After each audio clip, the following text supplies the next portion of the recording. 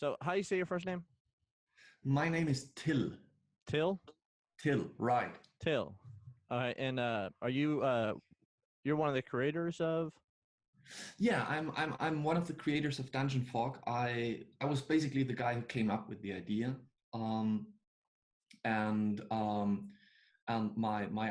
co-founders, which are Herbert and Thomas, Okay. um, they kind of picked up the idea and helped me to transform it into what it is going to be. Like Herbert is a web developer or programmer, Yeah. um, who is pretty good in JavaScript and yeah, PHP, JavaScript working. So that's kind of his core business. And Thomas is more into the interface web development part. And that's basically the team. Theresa is our graphic designer, and Okay. she's helping us with the interface and the artworks. Yeah. All right. That's actually pretty cool. I mean, everything said there. I mean, that's so there's about what, 4 or 5 of you? It's it's growing at the moment because it's including me. It's four from our office, Mm-hmm. and then we have Tony, who is our prop artist. He joined us, so he's the one who draws all the props. And now, since we've reached the stretch goal, Rai is joining us too, who is doing the sound. Oh, awesome. Okay, so hi everybody, and welcome back to a special edition of Meet Your Masters of D&D, where I have Till from DungeonFog, and we're going to talk to you about a little bit about the system, let people know what it is, and hopefully get. I mean, your campaign isn't over yet. I know that much. No, the campaign is going until April 26th, so it's about 5 days left. Okay, cool. So, and we will put a link down below if people want to check it out. So far, what I've seen of it myself, um, it looks very much more simple to use, other than like the other map creators for D&D and other online things. Is there anything that really, what made you really want to do something like this? Well, I came back to playing Dungeons and Dragons about 2 years ago, and I I pretty soon realized that I would like to do my own maps. And well, I'm a graphic designer, so first thing I did was I sat down and did it in Photoshop. And although I think Photoshop is pretty solid for creating maps, it's not a map software. So I realized that it it gets kind of tedious doing all the stuff, drawing all the layers and working in Photoshop with map creation. And I started to ask myself, wouldn't there be a better way for doing that? And when I sat down with Herbert and Thomas and discussed the idea, they said, well, why not do it? Why not do a map creation tool for ourselves? And that's basically how we came to be with DungeonFog. Yeah, I mean, it's I'm excited for it. I was like, within the first like 5 days of finding out about it, I was already got my spot for it, my ticket, and all the stuff I needed for it. And it's so far what I can't wait to use it for is like Roll20 and yeah, like Fantasy Ground. A lot of people are really excited about those because you're gonna be able to do some really cool map ideas and stuff that would take me 4 or 5 hours in one software, which I think Fantasy Grounds is one of them, would only take me half the amount of time with your guys' software. Like probably even less than that, because you guys do so much more. Yeah, right. It's that's exactly how we came to start with it, because I'm using Roll22. I'm using it for our office games, and initially I used printed maps, and I soon realized that it's getting way too expensive for me creating so many maps and having them printed all the time. And I started to install what do you call it, a projector.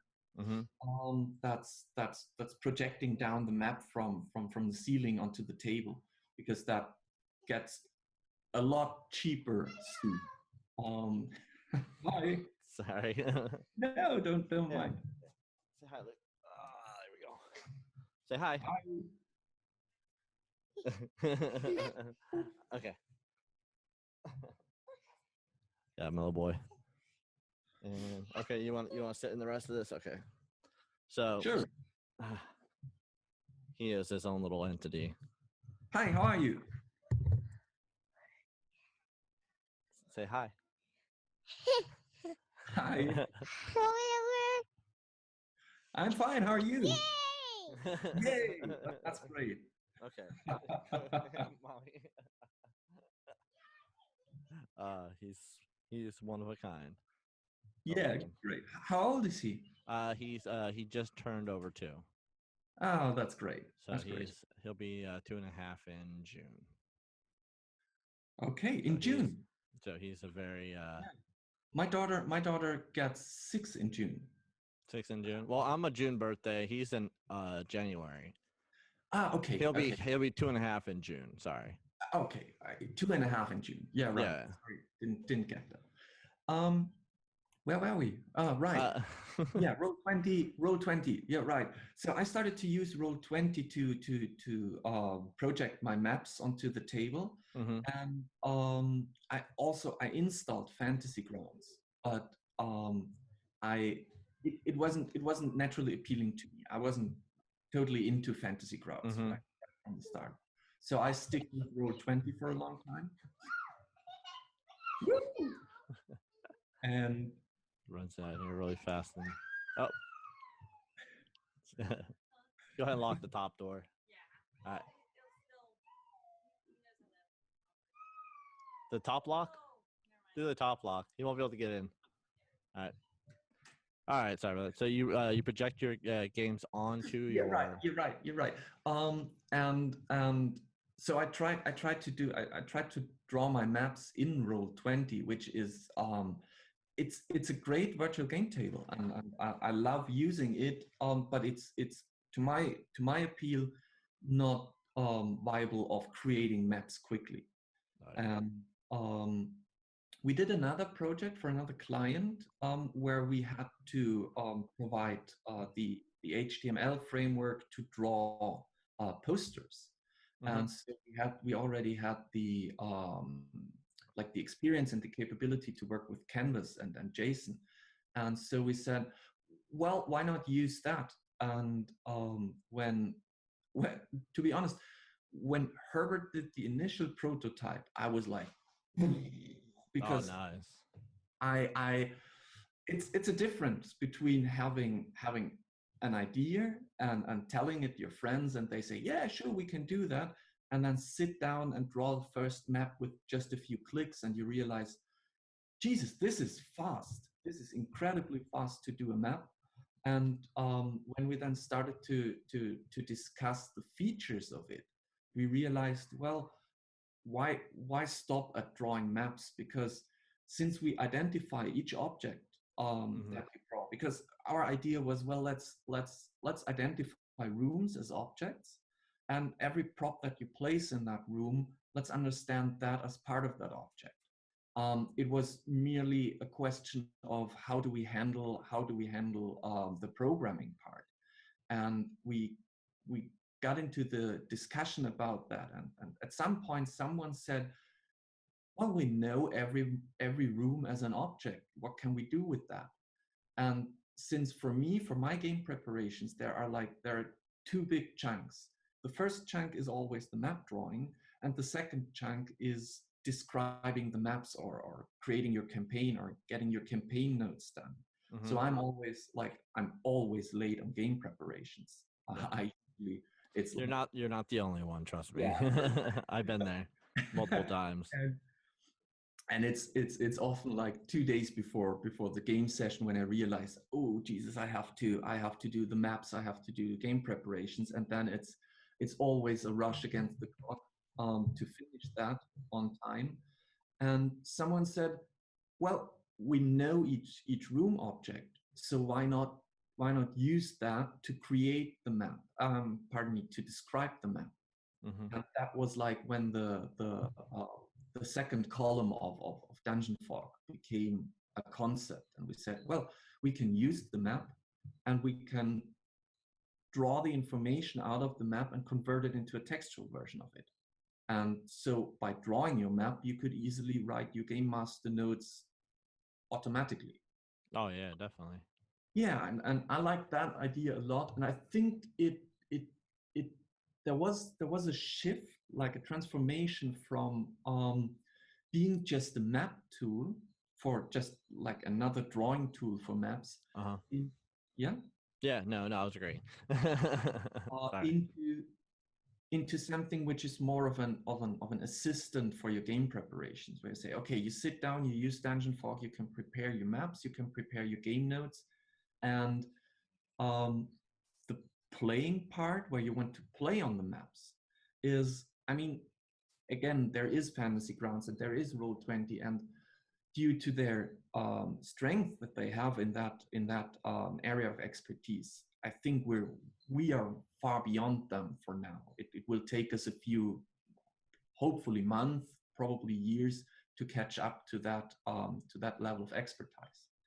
But having something where you can prepare your game sessions, I think this is unique. This is new. Yeah. So are you I think you guys are going to move into the function where you're going to be able to play on the maps in your own system? Yeah, it's like a simplified version is part of the core system, because I think a lot of people who want to draw their maps in DungeonFog and want to play on it and want to write the GM notes, they basically also want to play on it. Yeah. But as soon as you tap into this virtual game table stuff and you think about long distance games, you have to think about chat systems or voice over IP or video integration. And you also have to think about dice and rule systems. And we didn't want to get over our heads when we said, let's start with it, because we want to offer a solid map drawing tool and we wanted to offer a solid game notes tool. If we would have tapped into the whole virtual game table system too, I think this probably would have been a development time of 2 years or more. And this wouldn't have been, I think, appealing to anybody to say, well, we have an idea, but it might take us 3 years to finish it. So we said, let's start with the basics first. And when they are finished, we can continue and grow the system.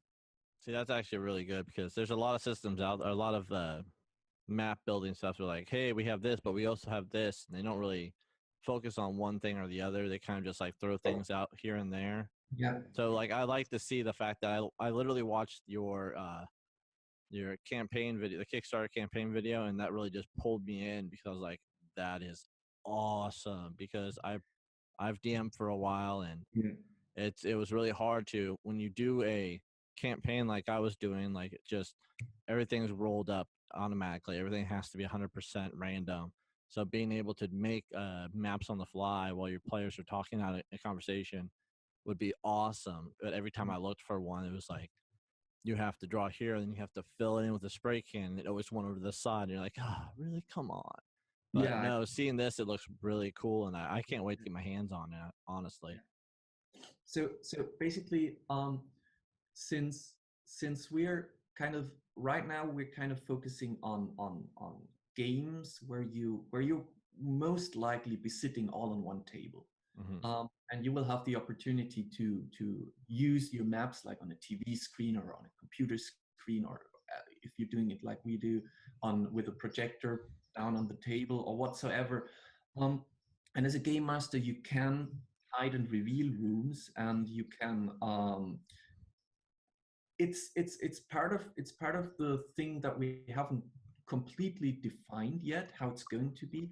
But what I'm often in the need when I'm playing in the session and I'm DMing, I realize, oh, they went in that alley. I never prepared that alley. I would love to have a map for that alley, and I would love to have it quickly. So there should be, that's what we're hoping to achieve. There should be kind of a quick draw button where you just click it, and in a few seconds you point, click, click, click, have the map, and it is like within the game session. So it's while you're playing, you can add a map and play on it instantly. What we call a quick draw. Oh yeah. Yeah, so that will be one of the features, which is probably not going to be in the alpha or late beta, but something that is going to show up somewhere around launch or afterwards. And when is the launch of it exactly? Like the date set? I mean, for the alpha, Yeah. Okay. We tried because I know that everybody wants it right now. Oh yeah, no, definitely. I want like right now. Like I'm like, come on. Yeah, no, it's exactly the same for me because I have 2 office games going and I need the maps, and I'm still, every time I have to sit in Photoshop, I'm like, Jesus, I would love to have the tool finished. So you're telling me you are part of the thing that started this and you can't even use it? Well, I can use the pre-alpha, and that's what I'm doing. I think I switched over to drawing my maps around a month ago, but it's very what do you call it, rudimentary. Yeah.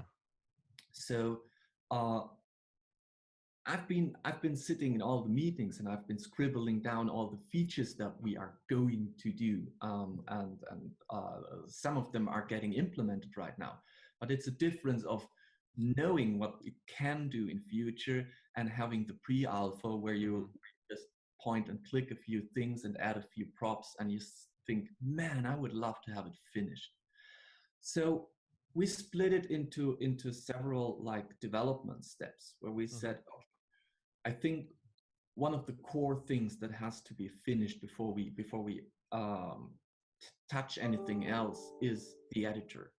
And so this is like from end of the campaign, which will be around end of April, to kick off, which will be in the first week of March, when we just pardon me, in May, first week of May, when we finish the campaign and we've mopped up and we're done.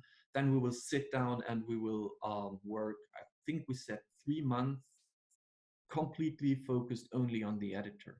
So I'm expecting to have the alpha version ready in July. In July? Oh, that's pretty soon. Yeah, that sounds really good. Yeah, I mean, there's still a margin for errors in there, because when, as always with programming, you're expecting to have everything working fine, but if there's some barrier ahead, then you might need to stop and rethink and work around it. But I think it's since the pre-alpha is so far already, and the editor is doing what we would like him to do. We had a lot of testing already, and so there's a lot of experience there. And Herbert said to have it finished in the full scope, he will need to like take it apart and rebuild it once more from scratch. And that's basically what's taking us 3 months, because it's just the pre-alpha test as it is right now is not a solid build, but is more of a demonstration build right now. Yeah. Otherwise, hold on 1 second. I'm gonna turn on my light out here. Sure. I'm getting completely darking out here, like within 5 minutes. You're vanishing in the dark.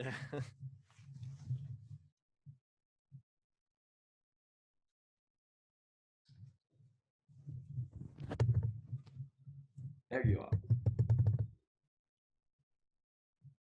That is a huge difference. Yeah. It was like slowly getting dark. I'm like, I want to finish the conversation first before it's like, I'm gonna go ahead and Batman this place. Yeah, great.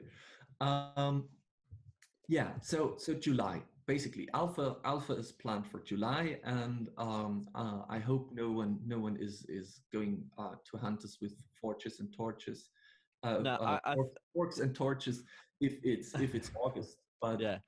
Well, I think the one thing is that a lot of people out there, the ones who are really excited for it, would rather see something good come out of it than something thrown together. I mean, there's games out there that they released just thrown together, and they said, hey, this is finished, and it was complete junk. Like all the stuff they said it was going to be in it weren't in it. So as long as you keep on to the point where you're like, this is what's going to be in the pre-alpha or the alpha, and when it launches, everything's in there. I don't think you'll have anyone be upset. I think you'll have upset people when say something's in there and it's not in there. That's when they get upset. Yeah.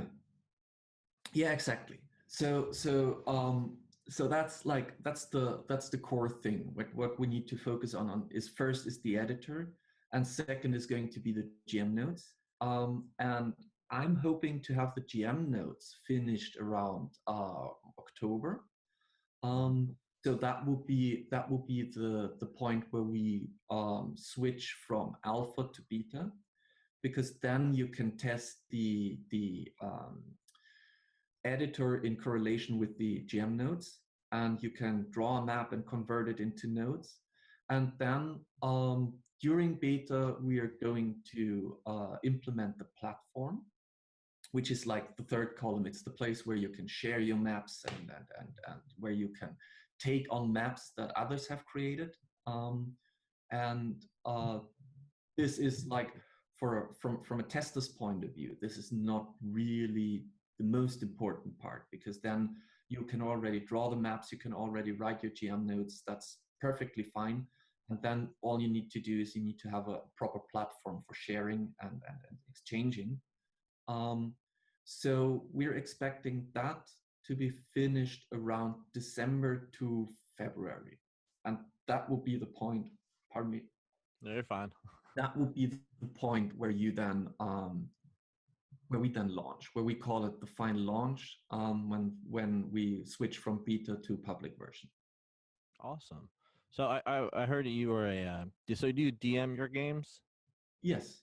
So when did you start playing D&D? There's the real good question.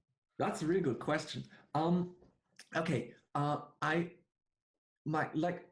didn't really know, because first of all, we're in Austria, so Dungeons and Dragons is not really a phenomenon here. It's not that known around. Of course. But when I was, I don't know, I think it was somewhere around 12 or 14, I saw this incredibly awesome game, which was called Hero Quest. I don't know if you know it. Oh, I know. Yeah. And I totally fell in love with that.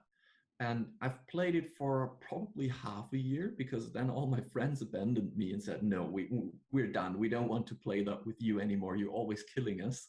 Happens. Yeah. And that was my first contact with that. And then it got lost because of puberty, and you're absolutely not cool playing those games, and computer games or RPGs on computers were a lot more interesting at that time. And I think it must have been probably 8 to 6 years ago, I started to play Warhammer with a friend of mine, and I started to get hooked with the painting miniatures and betting our heads over the rule sets of Warhammer, where most of our game sessions were just discussing, like arguing about the rules, and lesser of really playing the game. And I started to get, I think, due to the fact that I'm working on a computer every day, and due to the fact that I'm through my job, I'm missing the social components of sitting on a game table and playing together. I started to get hooked with board games a lot more. When he became his second child and I became my daughter, we suddenly didn't find the time to play anymore. And it was 2 years ago, I think, when Critical Role started. Thank you. I've been watching that crazily. So are you up to date? I am, yes. Okay, awesome. Well, we can't talk about it because people will be upset. I think it's starting, or it's just running right now, isn't it? No, it starts in about an hour and a half, and it's Liam. Liam's actually doing a. He's doing the one shot, right? Yeah, I'm excited for that one. Oh, I love both of his one shots that he did already. Oh yeah. Yeah. Well, the funny thing is, I think because at some place I started watching The Guild, like this mini series from Felicia Day, Yeah. and I got in touch with Geek and Sundry. So I've been watching Wheaton's tabletop a lot. I really like his curse is just so incredibly like just the power behind it, Yeah, and it has to be real because there's no way it can't be real. And you yeah, watch his games and you're like, is he being really nice to them or yeah. no? No, He's losing. Like that's yeah, he and he is. keeps doing it. So it's good. But I like Yeah, his tabletop games. I actually bought a couple of those games because of that. yeah, yeah. Now because he has this show Tabletop. I think it's called Tabletop. Just Tabletop. and I initially started watching it because I was looking for interesting board games that I could play with friends on a friends evening, and somehow I got intertwined with with all the shows on Geek and Sundry, and so I saw this Vin Diesel one shot on DnD, Yes, that was awesome. and I watched that and I was like, what is that? That are grown up people sitting on a table and just telling each other stories. I Oh yeah. first reaction was Jesus, and then I kind of it never like it get a hold of me and never left me, and I was like, man, I'm excited about that. I want to see more of that, and so I found Critical Role, and it yeah, it took the better of me. I think I binged watched probably 10 episodes, like from the scratch. I was one episode over, start the next one, and my wife really got scared because I was like nothing else but lying on the couch and watching that for I don't know 4 days in a row. Nice. Um, Oh, I yeah. literally spent 2 weeks watching because I was like from I had to catch up all the way to episode 48, I think. First Oh, okay. episode 1 to Yeah. 48. I think I can't really remember. I think it was the beginning of the Briarwood Arch where Yeah, I that's where I was at yeah when I finally got um caught up. yeah, and so that's when I kind of got reattached to Dungeons and Dragons and to the whole tabletop RPG genre, and and it was around November when I started talking about that in the office. Like everyone was, how was your days? What did you do? And I said, hey, did you know that show? And everyone was, yeah, we know that. We're watching that. And I was like, no way, you were all watching that. And but to be fair, it was Thomas and Teresa were watching that, and Herbert was also like, really, you're watching that? Um, but um, but in the end, we realized that we were all into this, and we were desperately looking for something that we could do as kind of uh, out of the office activity, but with us as a team. So we're not only sitting and talking in the office about work, but I would, my idea was to have something that we could do in our free time that would still connect us as an office team. And so I proposed the idea and said, well, what about everyone likes that? And I would love to do it. And Thomas he played Savage Worlds and he played Warhammer Fantasy, and I think he did Pathfinder a lot. So he was our complete role player at that part. And I said, well, I would like to play our office game, and they were all into it. And they said, yeah, sure, let's try that. And so about 1.5 years ago, somewhere around that, we started playing our own game. And funny thing is, I asked who wants to be the game master, and everyone was like, eh. So I said, okay, well, never did it before, never played D&D before, um, but okay, I would try it. And so basically, I started as a DM, and that's where we are right now. So Oh, that's we're cool. currently running Curse of Strahd. and we're in the middle. Can't talk too much about that because I'm pretty sure my people will Yeah, will no, listen. no, no. We don't want to ruin it, especially if they're Yeah, gonna die or something. You don't want them to know about it. yeah. But currently we're running Curse of Strahd, and I love the campaign. It's a great one. All my players are at the brink of complete paranoia right now. Oh, They're that's like even they're perfect. inside checking dolls already because they just They watch Critical Role. That's how it happens. You watch it for so long, you're like, no, that's something in it. And you know what? A mimic can be a door, by the way, as oh long as yeah, they we know anything. that. Yeah. But there's an episode that's been released soon on of the Meet Your DMs.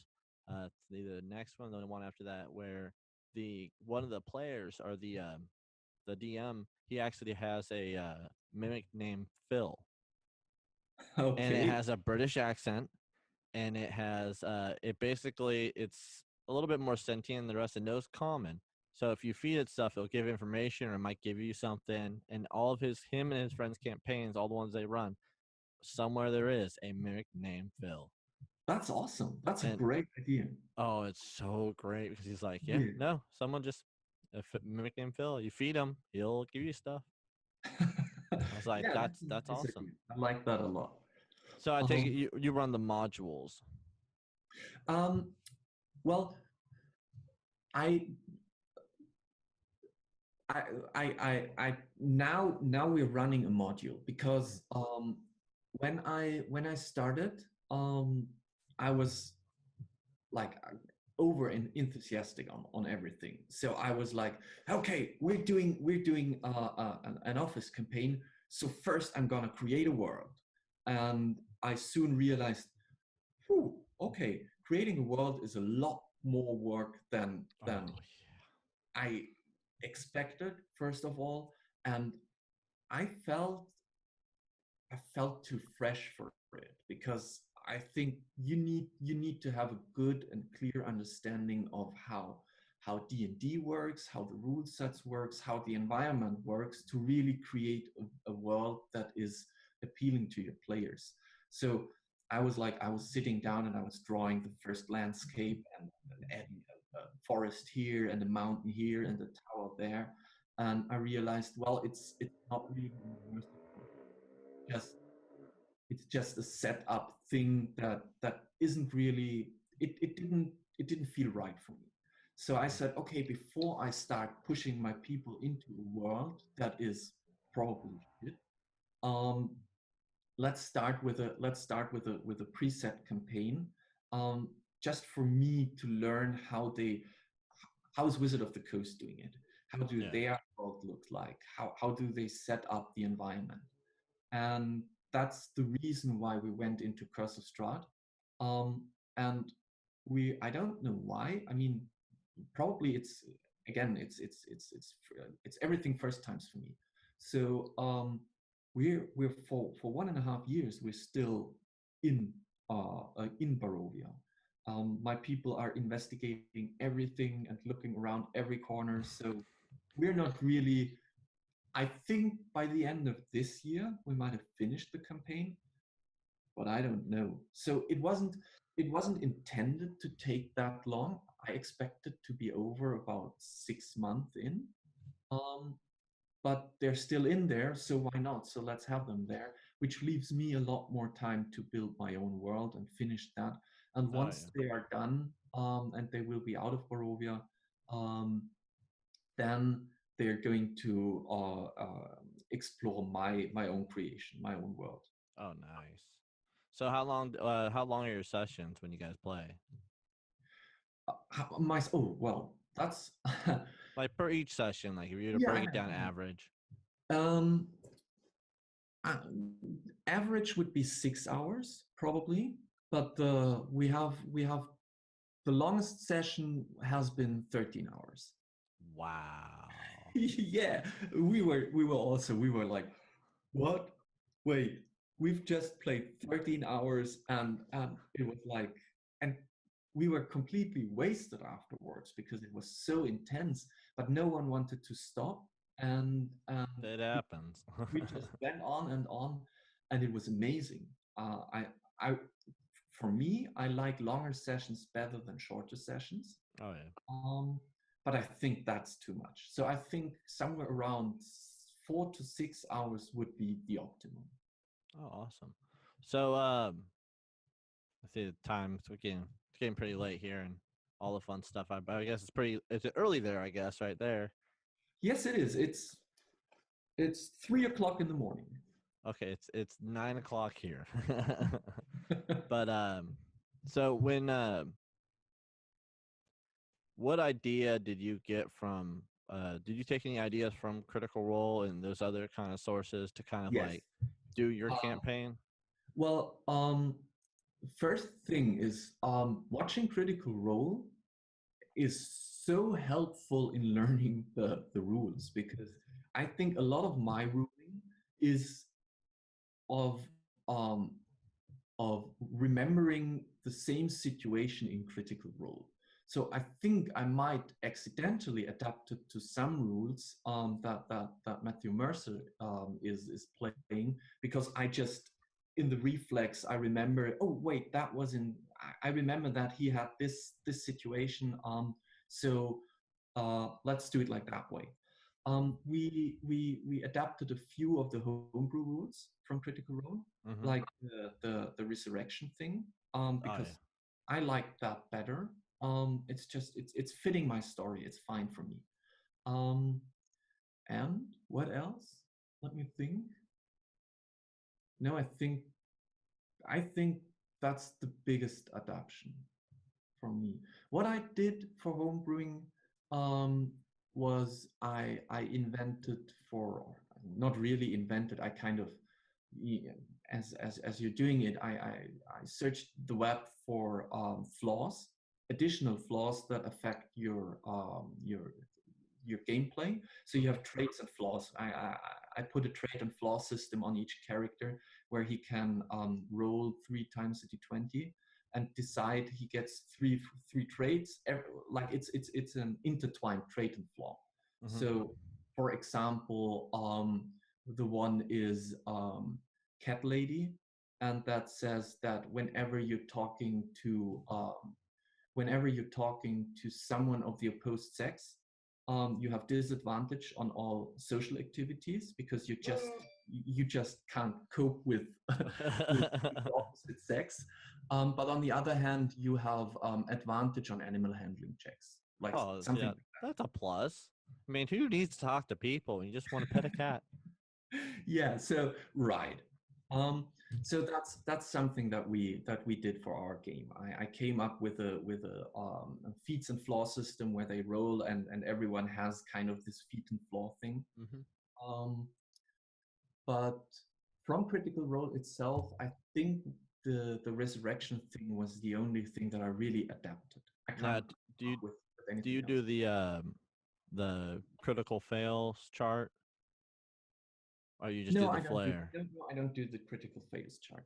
I have. I think I have it somewhere. I downloaded one and looked at it, but it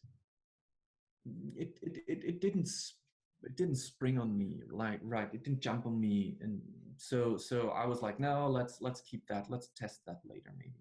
Yeah, I see. I don't feel like the critical fail thing's completely accurate, because I don't think if you swing your sword, roll a 1, you're gonna chop your own head off.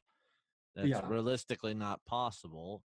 yeah. But I usually do, if a player or a monster rolls a critical fail, I'll roll percentile dice. If it's a high 90, the Hmm. opposing player will have a chance to attack that creature. So Okay. basically, it's kind of like I biffed it big time. I Yeah. rolled. You get a chance. Roll for attack. So basically, it's like a parry kind of attack kind of system I had Yeah, going that's in a my head. nice idea, actually. That's I like that one a lot. I tend to, like, if you're rolling a natural one on your attack, I kind of add something for flavor to it, like you're dropping your weapon, for Yeah. example, or you're if someone is, like, for example, if our ranger is shooting his arrow, and there are two melees standing next to the target, I would roll if he would accidentally hit one of his allies. I've done that. Yeah, me too. I Um, shot a Minotaur in the butt who was on my team. It wasn't my fault. I swear there's a guy behind me. It happened. um, but I don't have a table to it where I look it up. I kind of, yeah, adapt to the situation there. On the fly. Yeah, on the fly.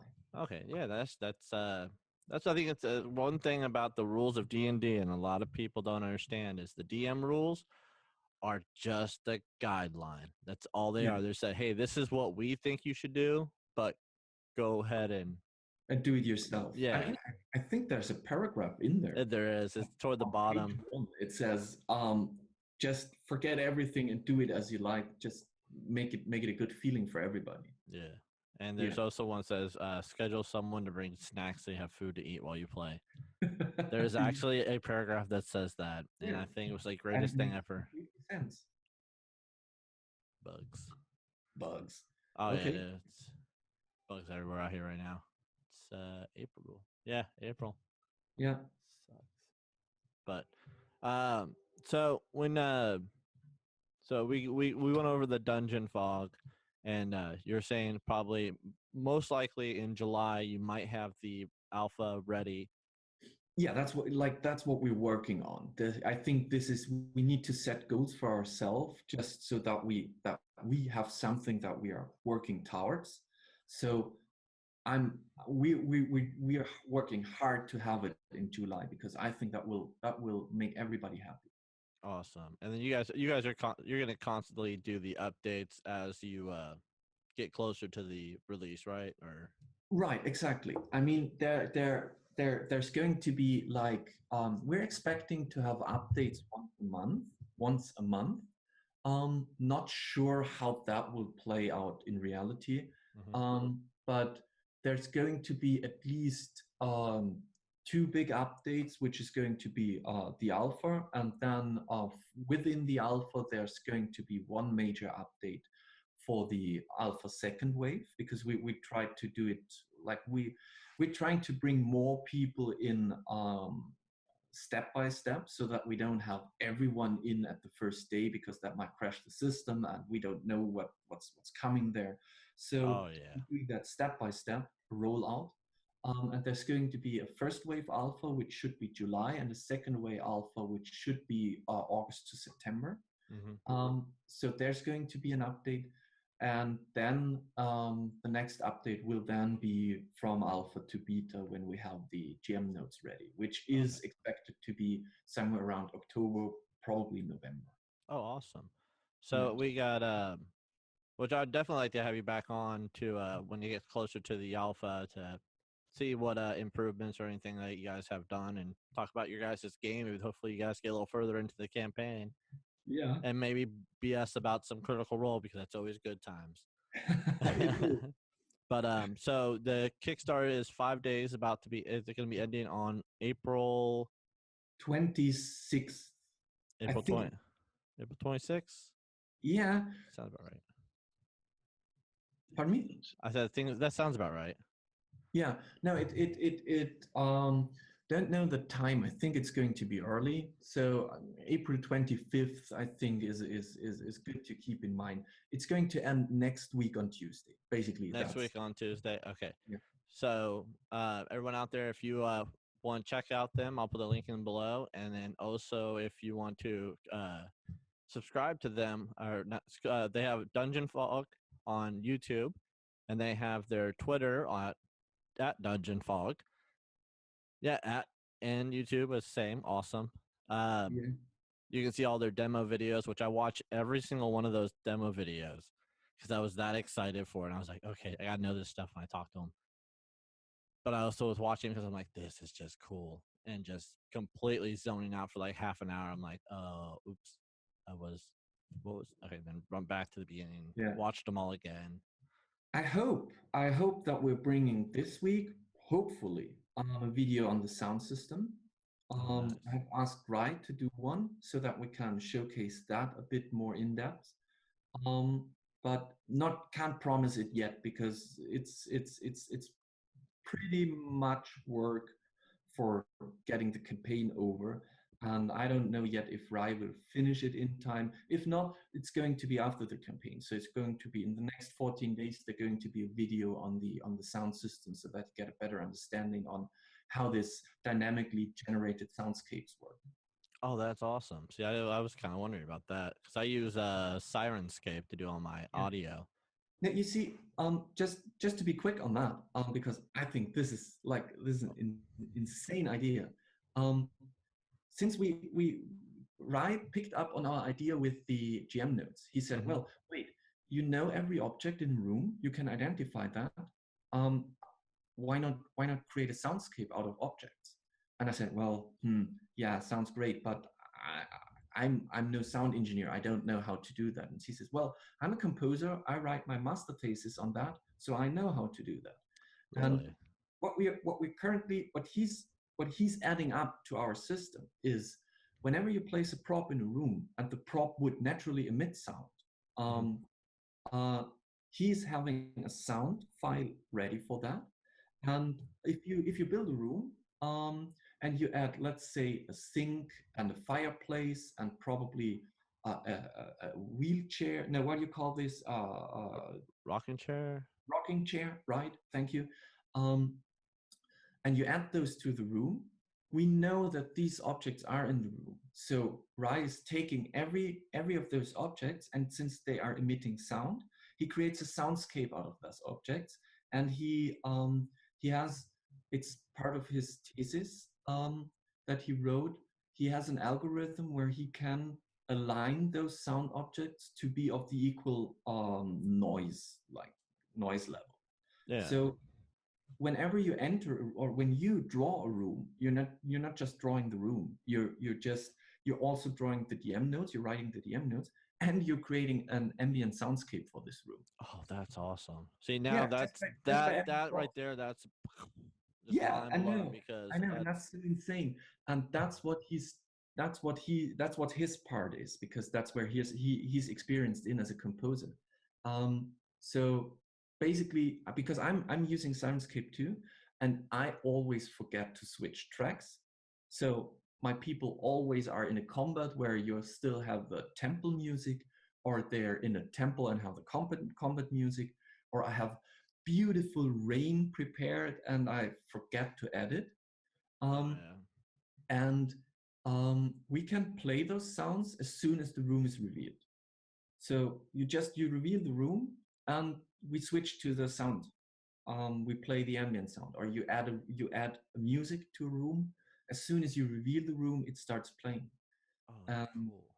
yeah, and it's those tiny things from a programming part. It's not that what I'm talking about. The next thing is not that big to do as a programmer, but it's so huge for us for us when we prepare a game session or we play a game session. Um, he came up with the idea of a foreshadowing button. So when you're standing, let's pretend you're standing in a hallway, and you have a room ahead, and your players are saying, "Well, I would like to do a perception check because I would like to know what's in the room." And when you let them roll and they have a good enough perception for your game, you can click on the foreshadowing button, and the sounds from the room will be played but dampened, so that it sounds like as if they were Oh, coming that's from the wall. cool. Yeah, and it's not that big of a deal for him to do, because all he has to do is like he has to adjust the sound levels. But it's for us, it's so great because you can click on foreshadowing and they're standing there and they're hearing the creaking rocking chair, and they're hearing the dripping of the sink and the blistering of the fireplace, and they can hear that already, although they're not in the room. And I think that is that's just That's a whole new awesome. level of just complete, Yeah, just awesome like yeah. gameplay for And people. best thing, this stretch goal is unlocked already, so we're doing that. Oh, nice. This is it's there. It's just a question if it's going to be there. It's not going to be in the alpha, obviously, because we're not doing the GM mechanics before beta. But it's going to be there hopefully somewhere around October. That's So awesome. So, how many yeah. stretch goals do you have left? Have you hit Well, them we all? have a lot more not announced yet, but I think we're not reaching them because trends like we're in the last 5 days. I think the latest stretch goals that we announced are hex grids because Mm-hmm. they have been requested a lot, and we would like to implement snap to hex mechanics so that you can switch the grid and say I want a square grid or I want a hex grid. Mm-hmm. Um, so that's one. Then the next one I think would be awesome for all of us when we prepare dungeons is multi-level, so that you're not just drawing a map and you need to create a new map for the next level of the map, but all you do is you add levels above or below the canvas you just have drawn, so you Yeah. can add multi-levels, which would be very helpful for me in a lot of my games. So I think it might be very helpful for a lot of you out there. Oh, Um, definitely. and the last one it kind of naturally came out of the multi-level thing was, well, if we have a map with multi-levels, why not make an isometric view of that map?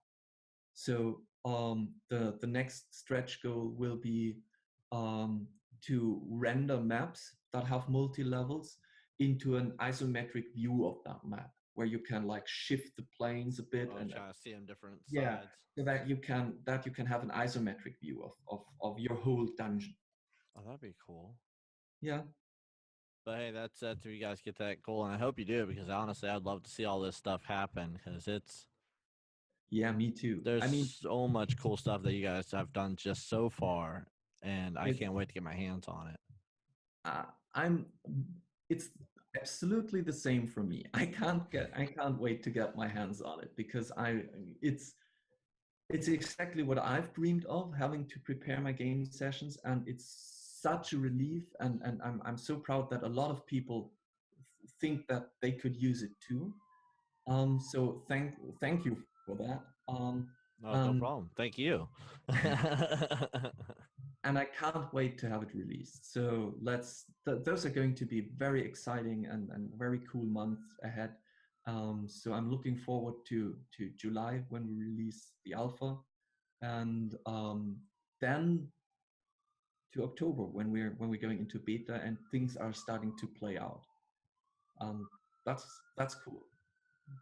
Oh, definitely. And you hear the fire trucks in the background. Yeah.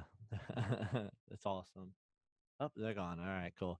Well, thank you again, Till, for coming out and joining me and talking a little bit about Dungeon Fog and your Thanks for the invitation. DMN experience. Yeah. Thanks. Um, thank you guys for coming out. I hope you enjoyed. This will actually, I'm hoping to have this up by tomorrow. So I'll have this. This will actually be an in between of all my other videos because this is on my laptop and my computer is at my new house. So it's kind of like my new place. So it's like not set up, and I have to set up everything before I can actually start doing stuff on it. But if you guys do like this idea, do check them out. It's Dungeon Fog. Their description will be below for the Kickstarter. You have till the 25th of this month, April, to get yourself added into their alpha and or to do other cool stuff with them. Um, and then as for their, if you want to follow them on Twitter, it's at DungeonFog, and you can follow me at Dark Lord Fluffy, of course. Which I'll put all these descriptions below, and we will actually get. I will try to have a couple more updates with them closer to the, I guess, the July release of the alpha. See if we can schedule another day like this and just talk and just see where you guys are out there and see how your campaign's going. Just get a little more information from you guys. A lot of fun stuff. And hopefully everyone enjoyed this. If you did, leave a like. Subscribe to me if you want to watch some more of these awesome interview videos I have with other dungeon masters and all that fun stuff. And I will see you all as next time. Take it easy.